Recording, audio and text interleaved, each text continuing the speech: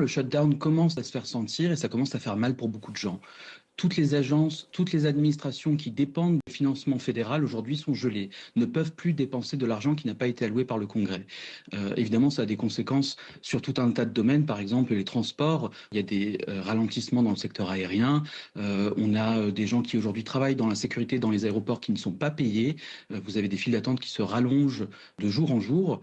Donc évidemment, ça a des conséquences dans tout un tas de domaines. On peut penser aussi à la recherche, des agences de santé qui ont été soit mises au ralenti, soit complètement interrompues dans leurs opérations. Oui, il faut dire que ces fonctionnaires, on pense par exemple aux aiguilleurs du ciel chargés précisément de la sécurité, en l'occurrence des avions, même non payés, ils sont tenus de venir travailler. Bien sûr, ils sont tenus de travailler et vous le dites, ils ne sont pas payés, il y a des retards de paiement. Et ce qui est dramatique, c'est que évidemment, il y a des garanties sur ces retards de paiement. Ils seront rémunérés a posteriori. Simplement, on sait aujourd'hui que ce genre si vous voulez, de grains de sable dans les rouages de l'État, ça a des conséquences absolument dramatiques pour les individus concernés.